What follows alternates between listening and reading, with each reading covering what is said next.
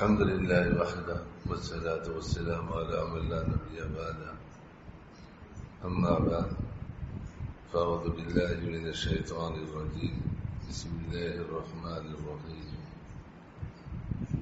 إنا أنزلناه في ليلة القدر وما أدراك ما ليلة القدر ليلة القدر خير من 1000 شهر وقال رسول الله صلى الله عليه وسلم من قام ليلة القدر إيمانا واحتسابا غفر له ما تقدم من ذنبه أو كما قال صلى الله عليه وسلم.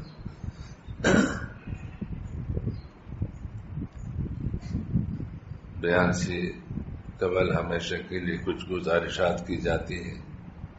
نمبر 1،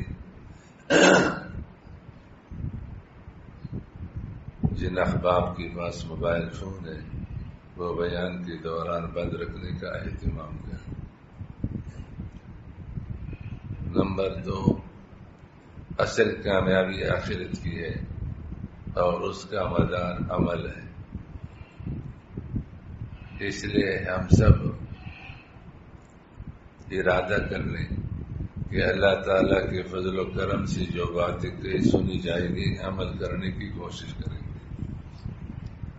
اور دعا بھی کیجیے کہ اللہ تعالیٰ ہم اور آپ کو عمل کی توفیق عطا فرمائے. آج 2 موضوع ہے چونکہ آئندہ اتوار سے پہلے آخری عشرہ شروع ہو جائے گا جس میں اعتکاف کا عمل ہوگا، اور دوسرا موضوع یہ ہے کہ یہ جو عشرہ چل رہا ہے یہ مغفرت کا عشرہ ہے.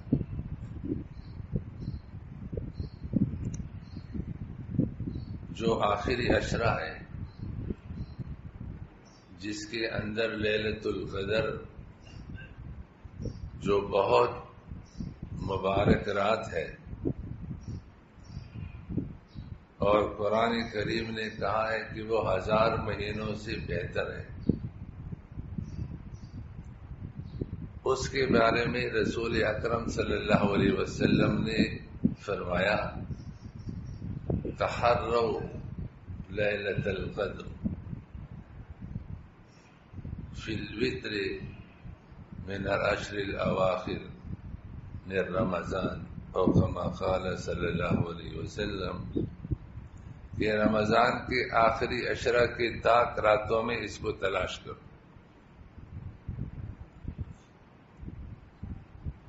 قرآن کریم نے اس رات کی فضیلت بیان فرمائی ہے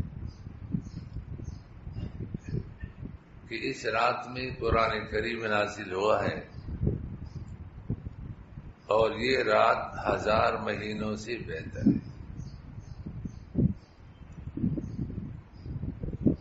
اس سورت کے شان نزول میں لکھا ہے کہ رسول اکرم صلی اللہ علیہ وسلم نے بنی اسرائیل کے ایک مجاہد کا حال بیان فرمایا کہ انہوں نے 1000 مہینے یعنی 83 سال جہاد کیا اور اپنا ہتھیار اتارا نہیں. تو حضرات صحابہ رضی اللہ عنہ نے سن کر تعجب کیا کہ اتنی طویل مدت انہوں نے جہاد میں گزاری. تو اللہ تعالی نے یہ سورت نازل فرمائی کہ تم ایک رات کی عبادت کرو گے اور انہیں 1000 مہینے کی عبادت کی، جہاد کیا، تو تمہاری ایک رات کی عبادت اس سے بڑھ جائے گی. اور بعض روایت میں ایک دوسرا واقعہ ہے کہ ایک عابد تھا بنی اسرائیل کے اندر، وہ رات بھر عبادت کرتا تھا اور دن میں جہاد کے لیے جاتا تھا.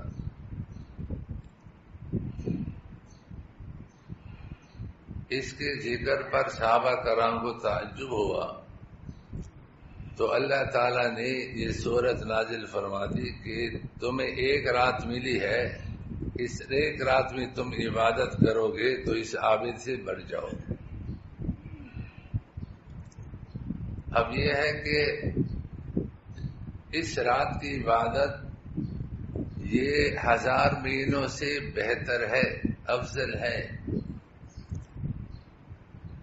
اب یہ 1000 مہینوں سے افضل ہے، بہتر ہے، زیادہ ہے، تو دگنا، تگنا، 4 گنا، 100 گنا، 1000 گنا، کتنا گنا بڑھے اس کا ذکر نہیں۔ یہ اللہ کو معلوم ہے کہ اس رات سے یہ رات 1000 مہینوں سے افضل ہے۔ فضیلت کے درجات کتنے ہیں؟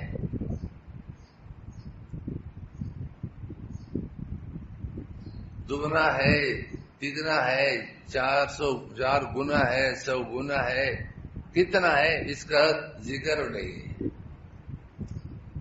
تو اس ایک رات کی عبادت کوئی کرے گا تو وہ 1000 مہینے جنہوں نے عبادت کی ہے اسے بڑھ جائے گا۔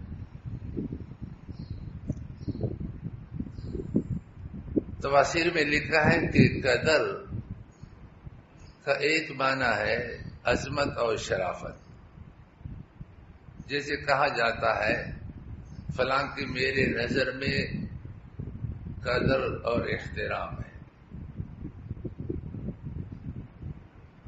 تو عظمت اور شرافت کے معنی میں۔ تو اس رات کو لیلۃ القدر اس وجہ سے کہا جاتا ہے کہ جو شخص اپنے گناہوں کی وجہ سے، اپنی بدعملی کی وجہ سے کوئی عظمت اور شرافت کا حقدار نہیں تھا، اس رات میں عبادت کی وجہ سے وہ بھی عظمت اور شرافت کا حقدار بن گئے۔ ایک گناہگار آدمی اس رات میں عبادت کی وجہ سے صاحب قدر، صاحب عظمت، صاحب عزت بن جاتا ہے۔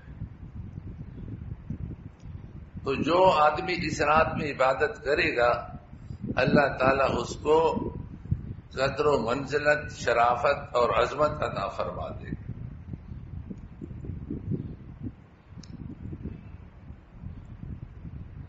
اللہ تعالیٰ مجھے اور آپ کو اس رات کی عبادت کی توفیق عطا فرمائے۔ حدیث میں ہے کہ حضرت جبریل علیہ السلام فرشتوں کی جماعت کے ساتھ تشریف لاتے ہیں، اور جو ذکر میں مصروف ہو، نماز میں مصروف ہو، قیام و قعود میں لگا ہوا ہے، تو ان کے لیے اللہ تعالیٰ کی طرف سے رحمت کی دعائیں مانگتے ہیں۔ اور بعض روایات میں ہے کہ ان کے لیے سلامتی کی دعا مانگتے ہیں کہ اللہ ان کو سلامتی عطا فرما، رحمت عطا فرما، برکت عطا فرما۔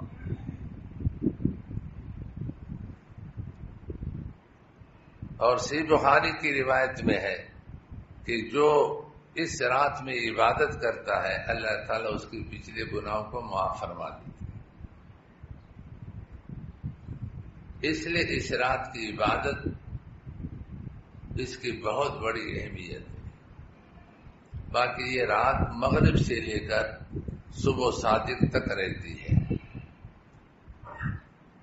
علماء نے لکھا ہے کہ جو مغرب کی نماز بھی پڑھے، عشاء کی نماز بھی پڑھے، فجر کی نماز بھی پڑھے، اس نے بھی اس رات کی فضیلت کو حاصل کی، کیونکہ یہ رات مغرب سے شروع ہوتی ہے۔ تو جس نے مغرب کی نماز پڑھی اس نے اس رات کی عبادت کی، جس نے عشاء کی نماز پڑھی اس نے بھی اس رات میں عبادت کی، جس نے تراویح کی نماز پڑھی اس نے بھی اس رات کی عبادت کی۔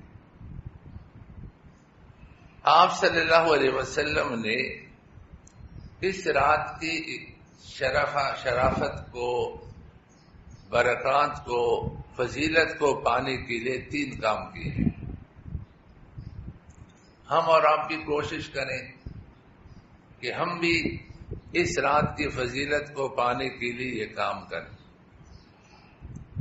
حضرت ابو سعید خدری رضی اللہ عنہ فرماتے ہیں کہ رسول اکرم صلی اللہ علیہ وسلم نے رمضان مبارک کے پہلے عشرے کا اعتکاف کیا، اس کے بعد دوسرے عشرے کا اعتکاف کیا، ایک ترکی قبہ نما خیمے کے اندر۔ دوسرے عشرے کا جب اعتکاف کیا اور وہ عشرہ پورا ہو گیا تو خیمے سے باہر سر نکال کر فرمایا انی اعتکفت العشر الاول، میں نے پہلے عشرے کا اعتکاف کیا تھا، کیوں؟ التمس فیہا ہذہ اللیلہ، میں اس میں اس رات کو تلاش کر رہا تھا۔ کون سی رات؟ لیلۃ القدر۔ پھر میں نے دوسرے عشرے کا اعتکاف کیا، اس سے بھی مقصد یہ تھا کہ اس رات کو تلاش کر رہا تھا۔ پھر مجھے بتایا گیا کہ یہ رات آخری عشرہ میں ہے۔ چنانچہ جن لوگوں نے میرے ساتھ پہلے اور دوسرے عشرے کا اعتکاف کیا وہ آخری عشرے کا اعتکاف بھی کرے۔ تو آپ صلی اللہ علیہ وسلم نے اعتکاف کا عمل کس مقصد کے لیے کیا؟ لیلۃ القدر کو پانے کے لیے۔ کیونکہ جو آدمی معتکف بن جاتا ہے، اعتکاف کرنے والا، وہ سو رہا ہے تو اس کا سونا عبادت، کھانا کھا رہے، پانی پی رہے تو یہ عبادت، بالکل خاموش بیٹھا ہوا ہے مسجد میں تو یہ خاموشی بھی اس کی عبادت، آگے ذکر تلاوت کر رہے وہ تو ہے عبادت۔ معتکف کی ہر چیز عبادت۔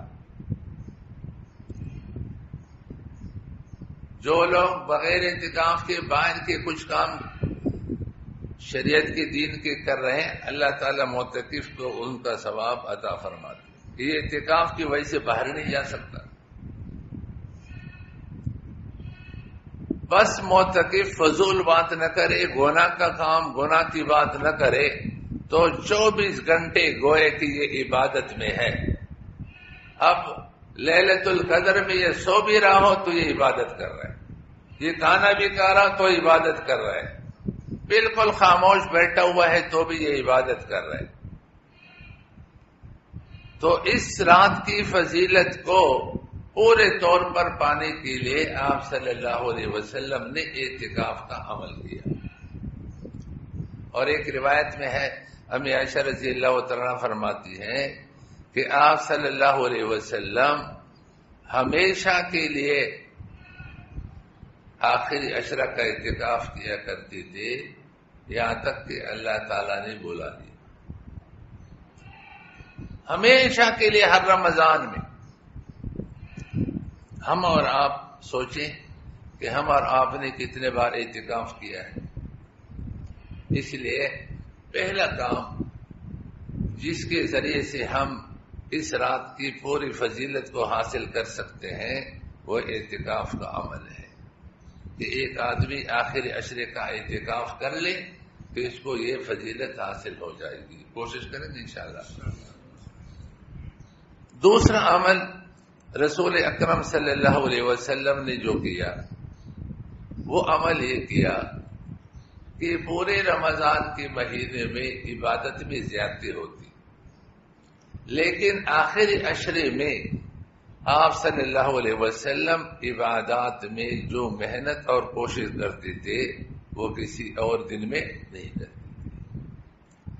ہمیں عائشہ رضی اللہ عنہا فرماتی ہیں کہ آخری عشرہ میں رسول اکرم صلی اللہ علیہ وسلم جو محنت اور مشقت عبادات میں کیا کرتے تھے وہ دوسرے دنوں میں نہیں کرتے تھے۔ اور ایک روایت میں ہے کہ جب یہ آخری عشرہ آ جاتا شد میزرا تو آپ صلی اللہ علیہ وسلم اپنی تہبند کو مضبوط کر لیتے، یعنی عبادت کے لیے کمر کس لیتے۔ وہ احیا لیلا، پوری رات جاگ کر کے عبادت کرتے۔ آپ صلی اللہ علیہ وسلم کا معمول تھا کہ آخر عشرے میں پوری رات جاگ کر کے عبادت کرتے تھے. اور تیسرا کام یہ تھا، فرمایا وَأَيْقَظَ أَهْلَهُ، اپنے گھر والوں کو بھی جگا دیتے، گھر والوں کو بھی ترغیب دے کر کے جگا دیتے کہ یہ سونے کی راتیں نہیں، جاگنے کی راتیں. تو آپ صلی اللہ علیہ وسلم دوسرا عمل یہ کیا کرتے تھے کہ خود پوری رات جاگ کر کے عبادت کیا کرتے تھے. اب کوئی آدمی اعتکاف نہیں بیٹھ سکتا، ملازمت ایسی ہے، کام ایسا ہے جو ضروری ہے، لیکن کام سے فارغ ہو گئے، رات کو آئے، تراویح کی نماز پڑھی، تو مسجد میں معتکفین کے پاس بیٹھ کر ذکر کریں، تلاوت کریں، جب تک بیٹھ سکتے ہو. وہاں سے فارغ ہو گھر چلے گئے تو گھر میں ذکر، تلاوت، عبادت جتنا بھی آپ سے ہو سکتا ہے اس میں اپنے آپ کو لگائیں. اور آپ صلی اللہ علیہ وسلم کا تیسرا عمل یہ تھا کہ وہ گھر والوں کو بھی جگاتے، ان کو بھی عبادت میں لگاتے. اس لیے ہم اپنے گھر والوں کو بھی یہ ترغیب دیں کہ یہ راتیں سونے کی نہیں، یہ عبادت کی راتیں ہیں. لیکن آج ہم اور آپ مسلمانوں نے آخری عشرہ کس کام کے لیے رکھا ہے؟ دو کاموں کے لیے. نمبر 1 بازاروں کے لیے خریداری کرنے، اور نمبر 2 کرکٹ کھیل کے لیے کھیلنا. کھیل کے میدانوں کے لیے ہماری یہ راتیں، اور بازاروں کے. آپ بازار میں جائیں، آخر عشرہ میں بازار بھرے ہوئے مردوں سے، عورتوں سے. اگر آپ کو خریداری کرنی ہے اس عشرے میں کر لو، پہلے عشرے میں کر لو، رمضان سے پہلے کر لو، خریداری سے اپنے آپ کو فارغ کر لو. رسول اکرم صلی اللہ علیہ وسلم نے آخری عشرہ عبادت کا عشرہ بتایا اور خود عمل کر کے بتایا، لیکن ہم اس آخری عشرے میں بجائے عبادت کے بازاروں کے چکر کاٹ رہے ہیں. خریداری ہے، یہ خریدنا ہے، وہ خریدنا ہے. یا کھیل کے میدان ہے، فلاں جگہ میچ ہے، فلاں جگہ میچ ہے، فلاں جگہ کرکٹ کا انتظاموں میں لگ گئے. تو یہ آخری عشرہ کھیلوں کا عشرہ نہیں، یہ آخری عشرہ خریداری کا عشرہ نہیں، یہ آخری عشرہ کیا ہے؟ یہ گاڑی نمبر ہے 3506. کوئی راستے میں کھڑی ہے، اگر راستے سے تھوڑا ہٹا دیا جائے تاکہ کسی کو تکلیف نہ ہو.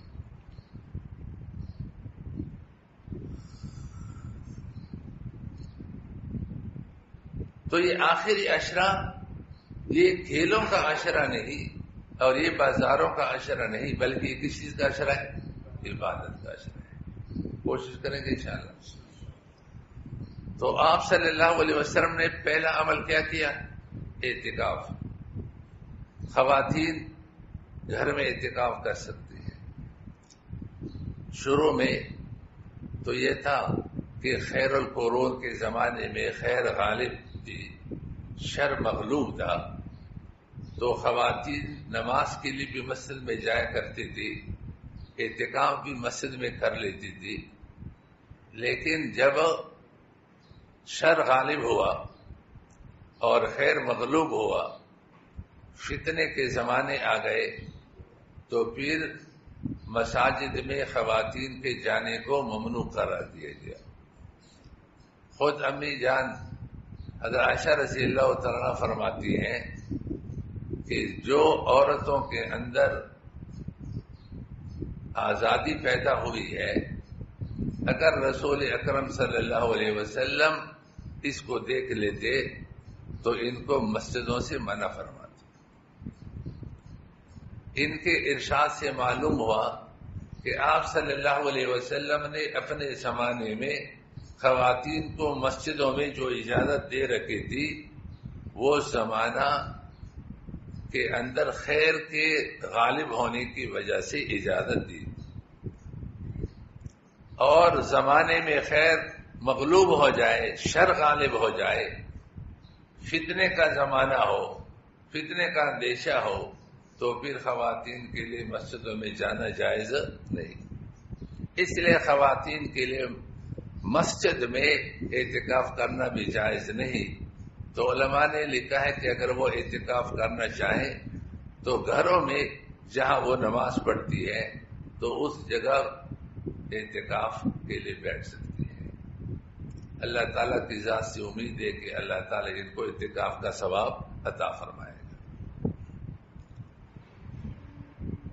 کچھ لوگ، اللہ معاف فرمائے، جو آدمی ماہرین شریعت سے باغی ہو جائے اور ان کی نہیں مانتا تو پھر اس میں تفریق اور افراط ہو ہی جاتا ہے۔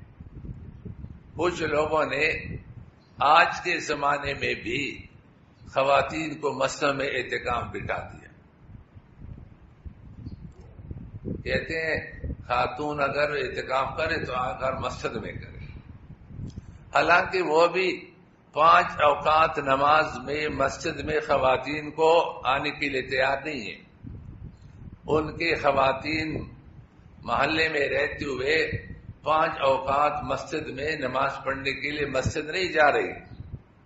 جب نماز کے لیے تم آنے کو صحیح نہیں سمجھتے تو 24 گھنٹے پھر 10 دن تک گھر سے نکال کر کے مسجد میں ایک خاتون کا بٹھانا اس فتنے کے زمانے میں کہاں جائز؟ لیکن جب آدمی ماہرین شریعت کی نہیں مانتا تو آدمی اس طرح گڑبڑ کر لے۔ آپ کو پہلے بتایا تھا کہ ایک شخص ہے، شاہ محمد اس کا نام ہے، اس نے کتاب سے لکھا ہے اور خود قرآن کریم کا مطالعہ شروع کیا ہے اور کہتے ہیں مجھے کسی استاد سے پڑھنے کی ضرورت نہیں اور کسی ماہر سے مجھے سیکھنے کی ضرورت نہیں۔ تو اس نے لکھ دیا کہ ایک تو نمازوں کے بارے میں لکھا کہ نماز حالت اقامت میں ہر نماز 2 رکعت ہے اور سفر میں 1 رکعت۔ فجر کی بھی 2 فرض ہیں، ظہر کی بھی 2 فرض ہیں، عصر کی بھی 2 فرض ہیں، مغرب کی بھی 2، عشاء کی بھی 2۔ یہ جو مختلف رکعتوں کی نمازیں ہیں یہ ایک رسم ہے، یہ رسمی چیزیں ہیں۔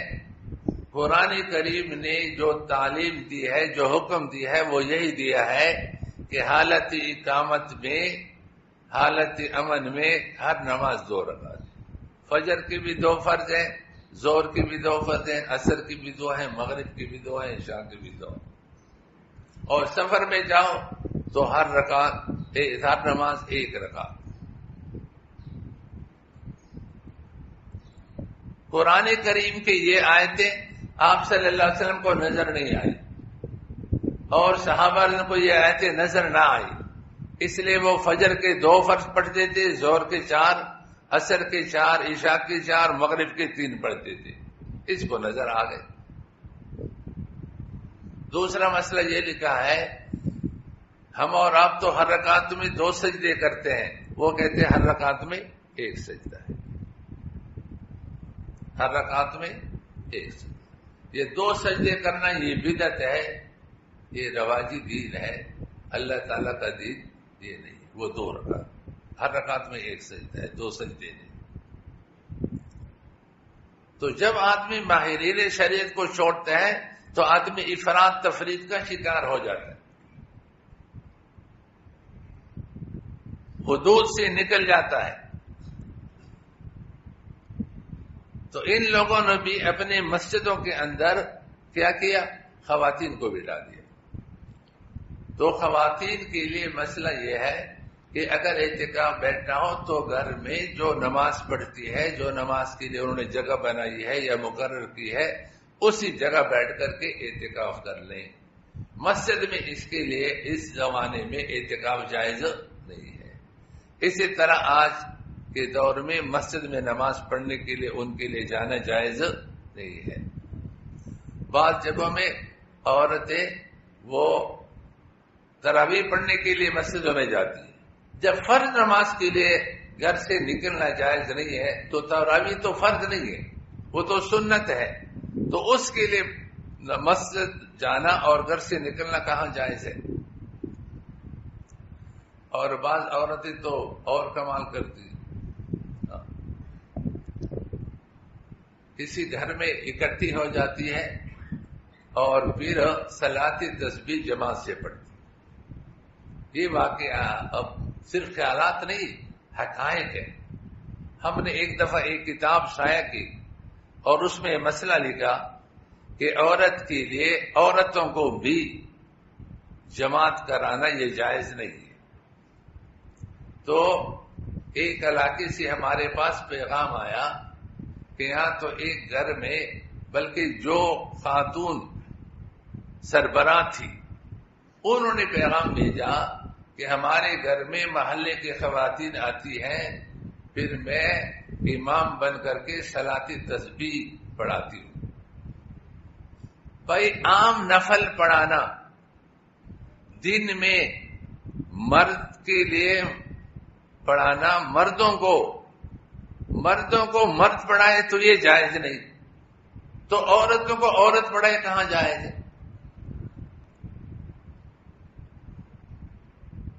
رات کے نوافل میں کوئی مرد مردوں کی امامت کرے، نوافل پڑھائے، ان میں کچھ شرائط کے ساتھ جواز ہیں کہ یہ شرطیں ہوں تو پھر جائز ہے، دن میں تو جائز ہی نہیں۔ اور یہ دن میں نفل، اور نفل بھی کیا، وہ صلاۃ تسبیح اس کی امامت کرا رہی ہے اور پھر زور سے قرات کر رہی ہے، ماشاءاللہ۔ شیطان خوش ہوتا ہے کہ 1 گھنٹہ یہ مصروف رہی اور ثواب کچھ بھی نہیں ملا۔ آپ کو پچھلی دفعہ بتایا تھا کہ عمر رضی اللہ تعالیٰ نے ایک عیسائی پادری کو دیکھ کر رونے لگی۔ کسی نے کہا حضرت کیوں؟ فرمایا اس کی مشقت پر، کتنی مشقت اٹھائی ہے عبادات میں، کتنا جسمانی طور پر کمزور ہو چکا ہے، لیکن اس کو حاصل کچھ بھی نہیں۔ اس لیے کہ عیسائی مذہب رسول اکرم صلی اللہ علیہ وسلم کے آنے کے بعد اب وہ مذہب باطل ہے۔ اس مذہب پر رہتے ہوئے کتنی مشقت بھی کوئی اٹھائے گا اس کو کچھ بھی حاصل نہیں ہوگا۔ تو اس نے کتنی مشقتیں اٹھائی، کھانے کو کم کیا، پینے کو کم کیا، آرام کو کم کیا، اور سجدوں میں، رکوع میں، قیام میں اپنی زندگی گزاری، دبلے پتلے کمزور ہو گئے، لیکن حاصل کچھ بھی نہیں۔ اس لیے جو آدمی شریعت اور سنت کے راستے کو چھوڑ کر اپنی مرضی کے راستے پر چلے گا اس کو کچھ بھی حاصل نہیں ہوگا۔ بدعات کے راستے پہ چلے گا حاصل کچھ بھی نہیں ہوگا، بلکہ جتنا زیادہ چلے گا اتنا ہی اللہ تعالیٰ سے دور ہوگا۔ جیسے ایک آدمی کوئٹہ جانا چاہتا ہے اور وہ لاہور کی ریل گاڑی میں بیٹھ جائے گا تو وہ کوئٹے کے قریب نہیں ہوگا، کوئٹے سے اور زیادہ دور ہوگا۔ اسی طریقہ پر شریعت اور سنت کا جو راستہ ہے وہ اللہ تعالیٰ تک پہنچ رہا ہے، جو بدعت اور گمراہی کا راستہ ہے وہ اللہ تعالیٰ سے دور کرنے والا راستہ ہے۔ تو جو بدعات اور گمراہی کے راستے پر چل پڑا وہ اللہ سے دور ہوگا جتنا جائے گا۔ تو یہ گھنٹہ، 1.5 گھنٹہ، 2 گھنٹے نماز میں لگی رہی لیکن حاصل کچھ بھی نہیں ہو، اس لیے کہ شریعت اور سنت کے خلاف ہے۔ ان میں سے ہر عورت اپنے گھر میں پردے کے اندر رہتے ہوئے 2 رکعت نفل پڑھ لیتی تو اس پر اجر ملتا۔ سبحان اللہ بیٹھ کر کہہ لیتی، الحمدللہ، لا الہ الا اللہ، اللہ اکبر، یہ ذکر کر لیتی تو اس ذکر سے ان کو بہت کچھ ملتا ہے۔ سبحان اللہ تملأ المیزان، ایک دفعہ سبحان اللہ پر اتنا اجر ملتا ہے کہ ترازو کا پلڑا بھر جاتا ہے. الحمدللہ پر اجر ملتا ہے, اللہ اکبر پر اجر ملتا ہے, ایک ایک کلمے پر اجر ملتا ہے.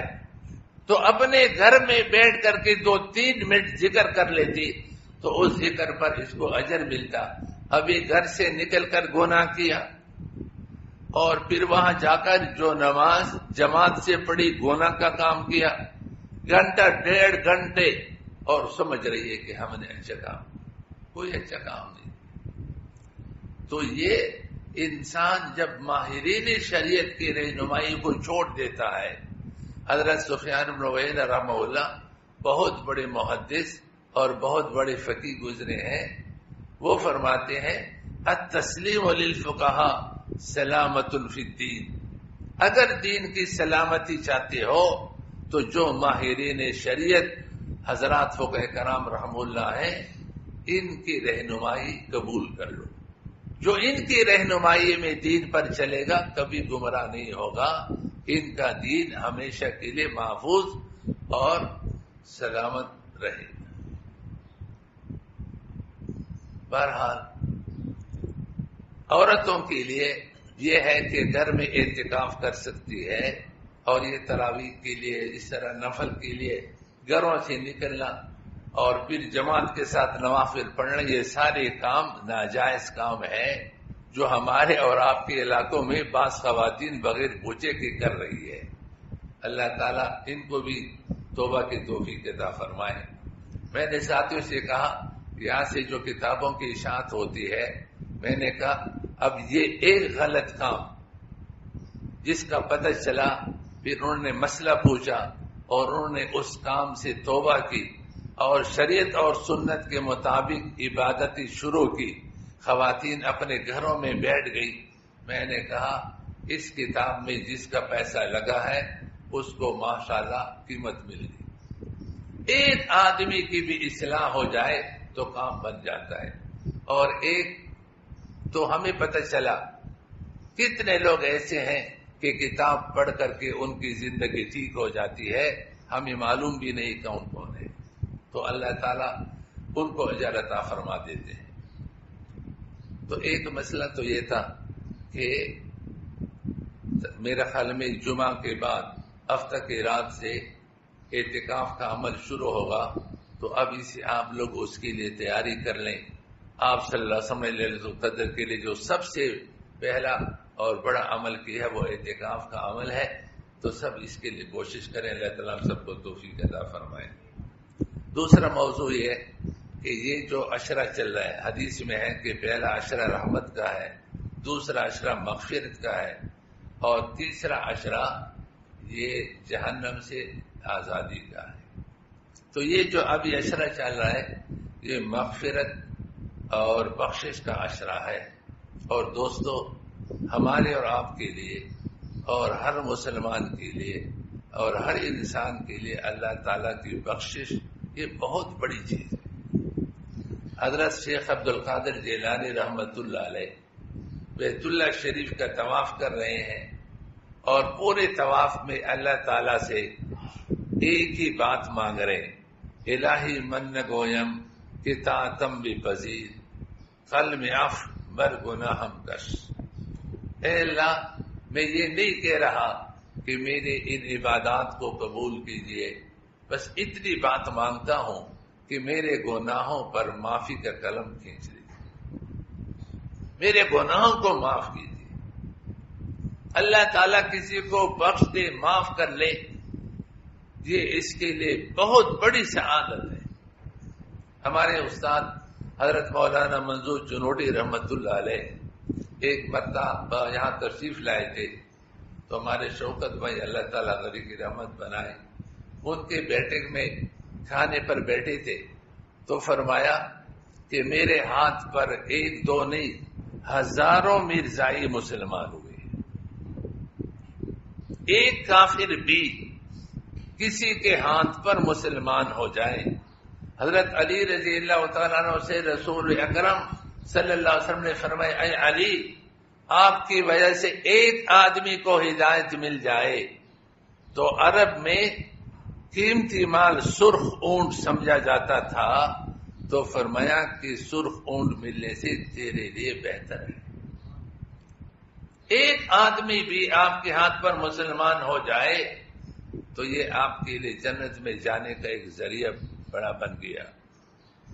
تو ہزاروں کافر کسی کے ہاتھ پر مسلمان ہو جائے تو فرمایا ہزاروں مرزائی میرے ہاتھ پر مسلمان ہوئے،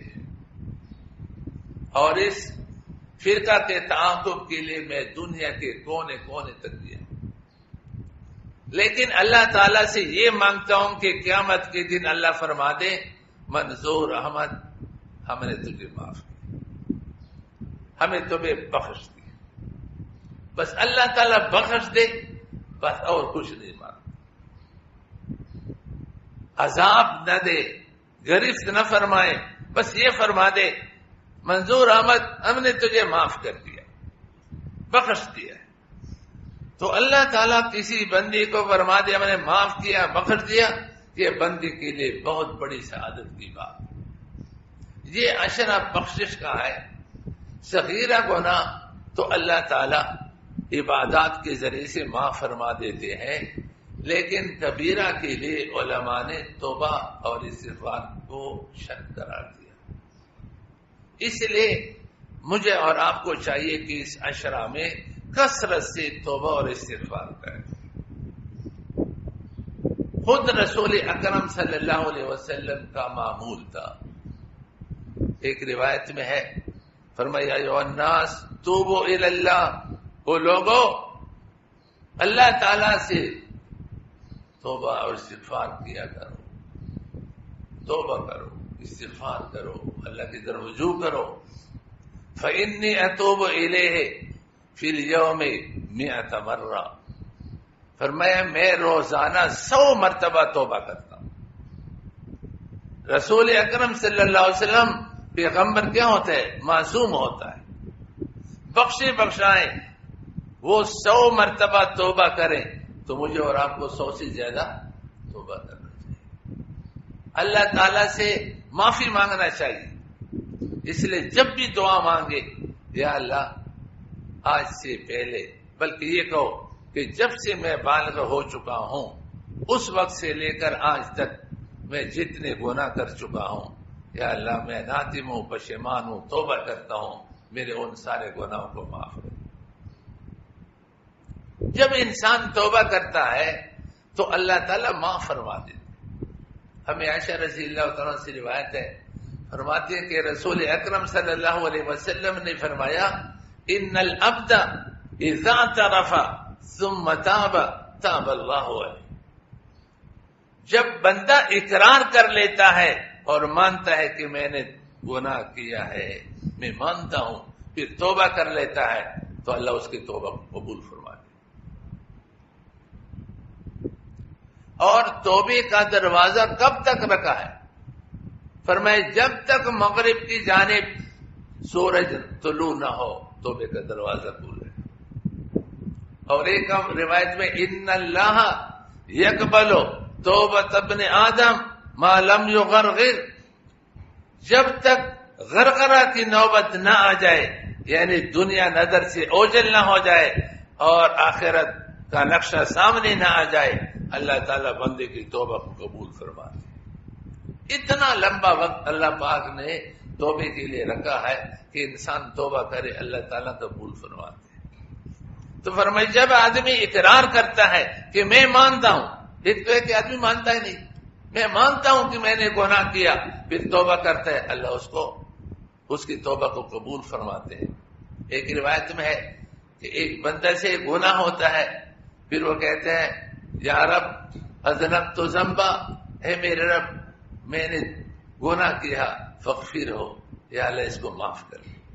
تو اللہ تعالیٰ فرشتوں کے سامنے فرماتے ہیں عالم عبدی، کہ میرا بند جانتا ہے ان لہو ربا، کہ اس کا کوئی رب ہے جو گناہوں پر سزا بھی دیتا ہے اور گناہوں کو معاف بھی کر سکتا ہے۔ میرا رب میرا بندہ جانتا ہے، پھر فرماتے میرے بندے کے گناہ کو معاف کیا۔ پھر ایک مدت تک وہ گناہ سے دور رہتا ہے، پھر گناہ کر لیتا ہے، پھر کہتے ہیں اذنبت ذنبا، اے اللہ میں نے گناہ کیا ہے، اس کو معاف کر، مانتا ہے۔ پھر اللہ تعالیٰ فرماتے کہ میرا بندہ جانتا ہے کہ اس کا کوئی رب ہے، وہ گناہ پر سزا بھی دے سکتا ہے، گناہ کو معاف بھی کر سکتا ہے، میں نے بندے کو معاف کیا۔ پھر وہ ایک مدت تک رہتا ہے، پھر گناہ کر لیتا ہے، پھر کہتے ہیں اذنبت ذنبا آخر، اے اللہ میں نے پھر اور گناہ کیا اور یا اللہ اس کو معاف کیجئے۔ پھر اللہ تعالیٰ فرماتے ہیں وہی بات، اور فرمائے جب تک میرا بندہ معافی مانگتا رہے گا میں اس کو معاف کرتا رہوں۔ تو دوستو، ہم توبہ استغفار جاری رکھیں گے تو اللہ تعالیٰ معاف کر دے گا۔ اور اللہ یہ بھی نہیں فرماتے کہ تم نے جوانی میں توبہ نہیں کی، بڑھاپے میں کیوں توبہ کی، اور تانا بھی نہیں دیتے کہ جب تک تیرے اندر طاقت تھی تو گناہ کرتا رہا، اب تمہاری طاقت کمزور ہو گئی، اب توبہ کرتا ہے۔ وہ مولانا رومی رحمہ اللہ نے ایک چنگ رباب بجانے والے کا قصہ بیان کیا ہے، جب بوڑھا ہو گیا، آواز بگڑ گئی، لوگوں نے پیسہ دینا چھوڑ دیا، گھر والوں نے تانے دے دے کر کے پریشان کیا، تو مدینہ منور آیا اور جنت البقیع میں جا کر کے ایک قبر کے ساتھ گھڑے میں لیٹ کر اور اللہ کی طرف متوجہ ہو کر کے آوازاری شروع کی، یا اللہ جو میری آواز اچھی تھی اس کے خریدار بہت تھے، اب میری آواز بیٹھ گئی، اب اس کا خریدنے والا کوئی نہیں، تو میری آواز کو خرید۔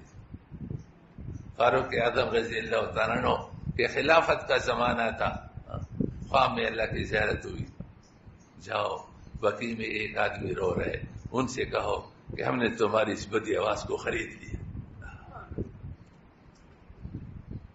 اللہ تعالیٰ تانا بھی نہیں دیتے،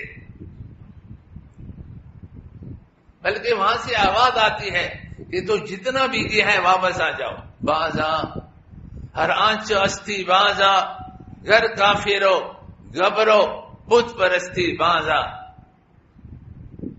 فرمایا واپس آ جاؤ، جتنا دور ہم سے گیا ہو، باز آ ہر آنچ استی باز آ، جس حالت میں بھی واپس آ جاؤ، گر کافر ہو، کفر میں زندگی گزر گئی، گبر شرک میں زندگی گزر گئی، بت پرستی میں زندگی گزر گئی، اب واپس آ جاؤ، ہم قبول کرنے کے لیے تیار۔ این درگاہ ماں درگاہ نا امیدی نے، ہمارے دربار میں نا امیدی کا نام و نشان تک نہیں ہے، 100 بار توبہ شکستی بازا، تم نے توبہ کر کے توڑ دی، پھر توبہ کر کے توڑ دی، 100 بار تو نے توبہ توڑ دی ہے، اب بھی آ جاؤ، اب بھی قبول کرنا۔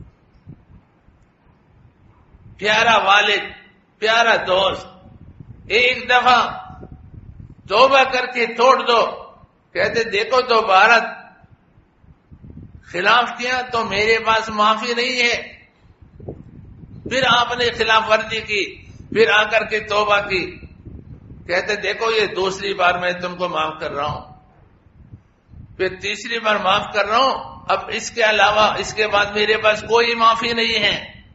لیکن رب کے پاس 1000 بار کوئی توبہ توڑے گا، پھر آئے گا تو رب پھر بھی معاف کرتا ہے، ایسا قریب رب۔ ایک عورت کو پتہ چلا، کھانا پکا رہی تھی کہ ہمارے قریب جو پڑاؤ جنہوں نے ڈالا ہے یہ رسول اکرم صلی اللہ علیہ وسلم ہے، نبی آخر زمان صلی اللہ علیہ وسلم ہیں، تو جلدی سے فارغ ہو کر ان کے پاس گئی اور وہاں جا کر کے پوچھا کہ اللہ تعالیٰ کو بندوں سے جو محبت ہے، وہ جو ماں کو اپنے اولاد سے محبت سے اس سے زیادہ نہیں؟ کہتا ہے اس سے زیادہ ہے۔ پھر اس عورت نے کہا کہ ایک ماں اس کو برداشت نہیں کر سکتی کہ اس کا بچہ کوئی آگ میں ڈالے، اپنے بچے کو آگ میں ڈالنا برداشت نہیں کر سکتی، تو اللہ تعالیٰ بندوں کو جو ماں سے زیادہ محبت وہ ہے اللہ کو بندوں سے، اس کو آگ میں کیسے ڈالے؟ تو آپ نے فرمایا واقعی اللہ پاک بندوں کو آگ میں نہیں ڈالیں گے، البتہ جو متمرد اور ضدی ہو، جس نے طے کیا ہے کہ میں نے اللہ تعالیٰ کی نافرمانی ہی کرنی ہے، میں نے اچھا کام کرنا ہی نہیں ہے، تو ایسے لوگوں کو اللہ تعالیٰ آگ میں ڈالیں گے۔ باقی جیسے ماں کو اپنے اولاد پر رحمت اور شفقت ہے، اللہ کو اس سے زیادہ ہے۔ تو اللہ تعالیٰ بہانہ چاہتے ہیں، کوئی بہانہ پیدا کرو تو بندہ توبہ کر لے، تو توبہ کرنے سے اللہ تعالیٰ قبول فرما لے۔ اس لیے اس عشرے میں ہمارا اور آپ کا کام کیا ہو کہ ساتھ ساتھ توبہ بھی، لیکن یاد رکھنا شیطان خبیث انسان کو مایوس کرتا ہے، انسان کو مایوس کرتا ہے کہ تم نے اتنے بار توبہ کر کے توڑ، شرم نہیں آتی؟ جب توبہ تم سے برقرار نہیں رہ سکتی تو کرتے کیوں ہیں؟ شیطان آپ کو کہے گا کہ تمہیں شرم نہیں آتی، ایک دفعہ توبہ کی پھر توڑ دی، پھر توبہ کی توڑ دی، 10 مرتبہ تم نے اس گناہ سے توبہ کی ہے پھر توڑ دی، اب پھر بھی توبہ کرو گے تو ہم کہتے ہیں واہ شیطان کا کتنا اچھا مشورہ ہے، آئندہ توبہ ہی نہ کرو۔ گناہ نہیں چھوڑا، توبہ چھوڑ دی۔ حدیث میں کیا ہے؟ خیر الخطائین التوابون، فرمائے بہترین خطا کار وہ ہیں جو توبہ کرنے والے۔ علماء نے لکھا ہے اگر تم کثیر الخطا ہو تو کثیر التوبہ بھی بن جاؤ، اگر گناہ ہی نہیں چھوڑ رہے تو توبہ بھی نہ چھوڑو۔ تو شیطان نے گناہ تو ہم سے نہیں چھڑوایا، ہم نے توبہ چھڑوا دی۔ یہ شیطان کا کتنا بڑا دھوکہ ہے۔ چاہیے تو یہ تھا کہ ہم گناہ چھوڑے، گناہ نہیں چھوڑے، توبہ چھوڑ دی۔ اس لیے دوستو اگر گناہ نہیں چھوڑے توبہ بھی نہ چھوڑے۔ آپ نے کہا یا اللہ آج کے بعد میں اپنے موبائل میں کوئی تصویر نہیں دیکھوں گا، کوئی ڈرامہ کوئی فلم نہیں دیکھوں گا، پھر توبہ توڑ کر کے دیکھنا شروع کیا، پھر توبہ کی پھر توڑ دی، پھر توبہ کی پھر توڑ دی۔ اب آپ نے کہا کہ بار بار توبہ ٹوٹ رہی ہے تو میں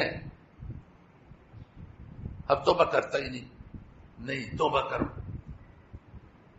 جب بھی فلم دیکھو توبہ کر لو، یا اللہ میں نے گناہ کا کام کیا میں توبہ کرتا ہوں آئندہ نہیں دیکھوں گا، پھر توبہ توڑ دی پھر کرو۔ لیکن ایک دن آ جائے گا ایک تمہاری توبہ غالب آ جائے گی، یہ یاد رکھو، ایک دن آئے گا تمہاری توبہ غالب آ جائے گی۔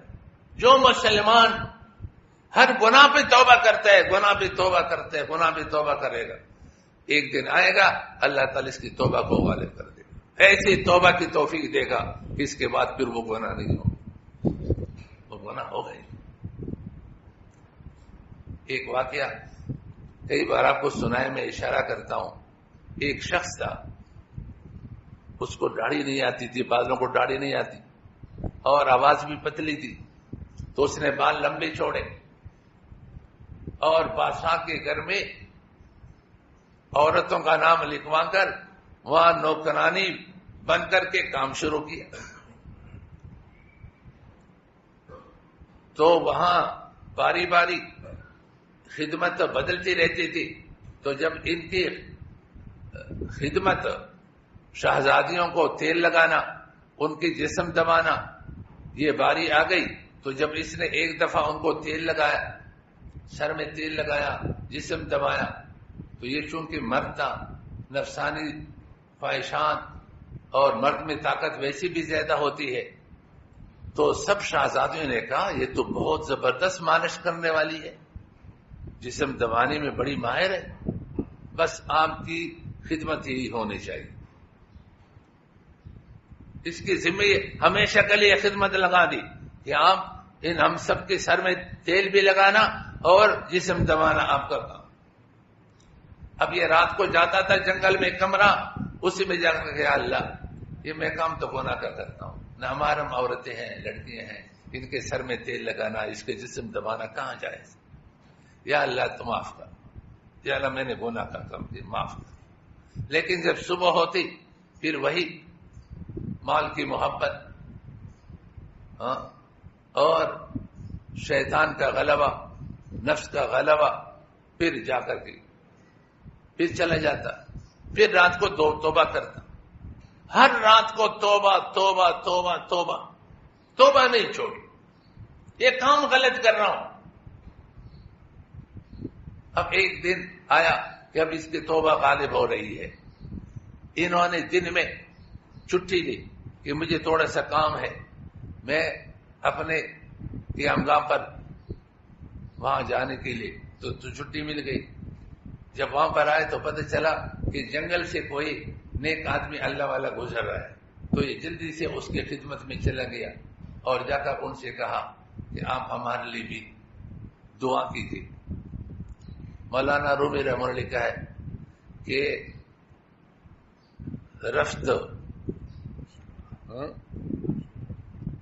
رفت پیشے ہفت پیشے عارف آزشت کار، اس نیک آدمی کے سامنے وہ گناہگار آدمی چلا گیا اور درخواست کی، در دعائے خوش ہمارا یاد دار، اپنی دعاؤں میں مجھے بھی یاد رکھنا۔ انہوں نے بھی دعا دی کہ یار اس کو اللہ والا بنا دے۔ اب ان کی دعا بھی لگ گئی، روزانہ توبہ بھی کر رہا ہے۔ یہ واپس جب محل میں چلا گیا تو دیکھا کہ معاملہ کچھ اور ہے، ساری جو نوکرانی تھی قطار میں کھڑی ہے۔ تو انہوں نے کہا خیر تو قطار میں کیوں کھڑی ہے؟ کہتے بڑی بی بی تو بھی کھڑی ہو جائے۔ کہتے مسئلہ کیا ہے؟ کہتے ہیں ایک شہزادی کا ہاتھ گم ہوا ہے، اب کس نے چرایا ہے؟ تو ان نوکرانی میں سے کسی نے چرایا تو ہوگا۔ اب سب کی تلاشی لی جا رہی ہے، ننگی، سب کو ننگا کر کے تلاشی دیا جا رہا ہے، کپڑے اتار کر۔ اب یہ جب قطار میں کھڑا ہو گیا تو اس نے کہا کہ میرے کپڑے جب اتارے جائیں گے تو یہ سلاسی مجرد کو دیکھ کر یہ کہیں گے یہ تو کچھ اور ہے، میں تو مرد ہوں۔ اب بادشاہ کو پتہ چلے گا کہ یہ مرد ہو کر کے میرے گھر میں رہا ہے۔ اب سوچ رہے کہ بادشاہ تو مجھے وہ سزا دے گا جو تاریخ میں لکھی جائے گی، میرے اوپر کتے چھوڑیں گے، اور کیا کچھ سزا دے گا، مجھے زمین میں گاڑ دیا جائے گا۔ اب اس پریشانی کے عالم میں اس نے اللہ سے سودا کیا، اللہ سے سودا کیا۔ اے خدا یہ بند رہا رسوا مگو، اے اللہ آج میں رسوائی کے میدان میں کھڑا ہوں۔ وہ رسوائی میرے لیے ہے کہ جو تاریخ میں لکھی جائے گی، وہ سزا مجھے دی جائے گی جو تاریخ میں لکھی جائے گی۔ اے اللہ تو بچانے والا ہے، تیرے سوا کوئی اور بچانے والا؟ اے خدائی بندرا رسوا مکن گھر بدمن سر من پیدا مکن، میں واقعی بدکار ہوں، میں نے غلط کام کیا ہے کہ نامحرم کے پاس آ کر کے اس کے سر میں تیل لگاتا رہا، میں نے گناہ کا کام کیا ہے، میں مانتا ہوں، لیکن میرے اس گناہ کو ظاہر نہ فرما۔ گھر مرا این بہر ستاری کو دی، اگر آج دفعہ آپ نے میرے اوپر ستاریت کی چادر کو بچھا لیا اور میرے اس عیب کو، میرے اس گناہ کو ظاہر نہ کیا، تو بکردم من سے ہر نہ کردنی، تو میں ہر گناہ سے توبہ کرتا ہوں۔ توبہ کردم حقیقت اے خدا، نہ شکنم تا جان شود استن جدا، اے اللہ میں اس بار ایسی توبہ کرتا ہوں کہ جان دے دوں گا لیکن توبہ نہیں توڑوں۔ اللہ تعالی سے مناجات میں لگ گیا، عہد و پیمان میں لگ گئے۔ اے اللہ حرم میں کوئی گناہ کرے تو اس کو بھی معاف کرتا ہے، میں نے تو حرم سے باہر گناہ کیا ہے تو میرے گناہ معاف کرنا تمہارے لیے کیا ہے؟ اسی طرح اللہ تعالی کے ساتھ مناجات کرتے کرتے بے ہوش ہو گئے۔ اس بے ہوشی کے عالم میں اللہ تعالی نے حشر کا میدان دکھایا، حساب و کتاب کا سلسلہ دکھایا ہے کہ کیا ہو رہا ہے۔ ادھر تلاشی جاری ہے، تلاشی، ایک کو کپڑے اتار کر تلاشی لی، دوسرے کے کپڑے، تیسرے، ابھی 2-3 باقی ہیں، پھر اس بڑی بیوی کا نمبر آنے والا ہے کہ ایک باندی کے ہاتھ سے ہار نکل آیا. جس ہار کی تلاشی ہو رہی تھی وہ ہار مل گیا. جب ہار مل گیا تو تلاش کی ضرورت ختم، تلاشی بند. اللہ پاک نے اس کو بچایا. اب یہ شہزادیاں آئی، بادشاہ کی بیوی آئی اور اس کے ہاتھ اور پاؤں مل کر کے وہ ہوش میں آئے. بڑی بیوی ناراض نہ ہونا، دیکھو فلاں نے چوری کی تھی، آپ کو بھی پریشانی ہو گئی اور یہ ہوا اور آپ اپنے کام کے لیے پابندی سے آنا. اس نے کہا نہیں، اب تو مجھے اتنا ذوق ہو گیا، اب تو میں تمہاری خدمت کے قابل نہیں ہوں. یعنی اللہ پاک نے مجھے جو کچھ دکھایا ہے اب اس کے بعد میں نے گناہ کرنے کا قابل نہیں ہوں. اللہ پاک نے ان کو ایسی توبہ کی توفیق دی کہ وہ اللہ والے بن گئے. وہ اللہ والے نصوح رحمہ اللہ تعالی بن گئے. اس لیے ہم توبہ چھوڑے نہیں. اس لیے یہ جو عشرہ چل رہا ہے اس میں خوب اللہ تعالیٰ سے توبہ کریں. اگر ممکن ہو تو روزانہ 2 رکعت نفل صلاۃ توبہ پڑھ لیا کریں کہ یا اللہ جب سے بالغ ہوا ہوں اس وقت سے لے کر آج تک میں نے جتنے گناہ کیے ہیں، یا اللہ تو نے یہ عشرہ مغفرت اور بخشے کا عشرہ بنایا ہے، اس عشرے میں میرے تمام گناہوں کو معاف فرمائے. اللہ کے لیے کوئی مسئلہ نہیں. ایک حکم سے، ایک ارادے سے اللہ تعالی ہمارے سارے گناہوں کو معاف فرما دے گا. کوشش کریں گے انشاءاللہ. اللہ تعالیٰ سب کو سچی توبہ کی توفیق عطا فرمائے. وآخر دعوانا الحمدللہ رب العالمین. میری چچا کا بیٹا کچھ دماغی بیماری میں مبتلا ہے، اللہ تعالیٰ صحت عطا فرما دے. والد سے امام ہے. چند مسائل درپیش ہیں، اللہ تعالیٰ ان کے مسائل کو حل فرمائے. اللہم صلی علی سیدنا محمد وبارک وسلم علیہ. ربنا اغفر لنا ذنوبنا واسرافنا فی امرنا وثبت اقدامنا وانصرنا علی القوم الکافرین. اے اللہ تو کریم ہے، تو رحیم. اے اللہ تو اکرم الکرماء ہے، ارحم الرحماء ہے. یا اللہ ہمارے تمام ماضی کی گناہوں کو معاف فرما، معاف فرما، معاف فرما. تمام مسلمانوں کی ماضی کی گناہوں کو معاف فرما، معاف فرما. آئندہ کے لیے ہر گناہ سے بچنے کی ہمت اور توفیق عطا فرما.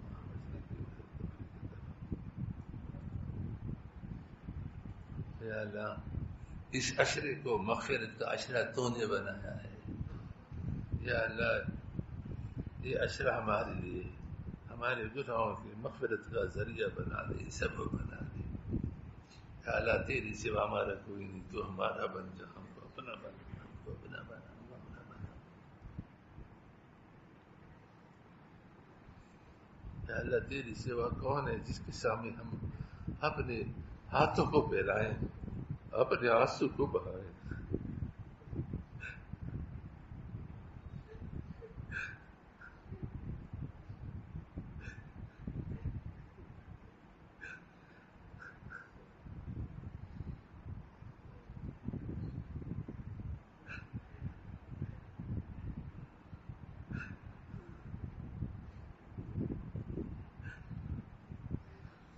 اللہ ہمیں سے کسی کو بھی، کسی مرد کو، کسی خاتون کو یا اللہ اپنے بخشش سے محروم نہ فرما.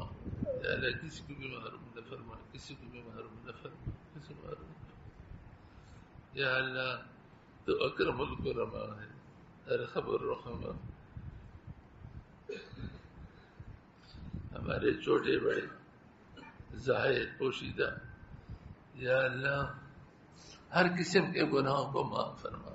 جو ہمیں معلوم ہے ان کو بھی معاف فرما، جو کو معلوم نہیں ان کو بھی معاف فرما. یا اللہ آئندہ کے لیے ہر چھوٹے بڑے گناہ سے بچنے کی توفیق عطا فرما، ہمت عطا فرما، توفیق اور ہمت عطا فرما. لیلۃ القدر کی فضیلت اور شرافت ہم سب کو عطا فرما، سب کو عطا فرما. ہم تمام مسلمانوں کو عطا فرما. یا اللہ آخری عشرہ اور رمضان کا ایک ایک لمحہ یا اللہ اس کو قیمتی بنانے کی ہمیں توفیق عطا فرما. اس کو ضائع ہونے سے ہمیں بچا، ضائع کرنے سے ہم کو بچا. تمام بیماروں کو شفاء کامل عاجل مستمر عطا فرما. یا اللہ مسلم عطا فرما، یا اللہ اخلاص عطا فرما، اخلاص عطا فرما، دنیا اور آخرت دونوں جہانوں کی ذلتوں سے رسوائیوں سے محفوظ فرما، ہم سب کی جائز حاجات کو اپنے کرم سے پورا فرما، پورا فرما، پورا فرما، پورا فرما۔ یا اللہ جو مسلمان کسی بھی اعتبار سے پریشان ہے، ہر مسلمان کی ہر پریشانی کو، ہر اعتبار سے ہر پریشانی کو ختم فرما، ختم فرما، ختم فرما۔ مدارس دیدیہ اور مراکز اسلامیہ کی مدد فرما، مدد فرما، مدد فرما۔ اللہم آتنا فی الدنیا حسنہ وفی الآخرۃ حسنہ وقنا عذاب النار، وصلی اللہ علی محمد وآلہ وصحبہ اجمعین، آمین آمین۔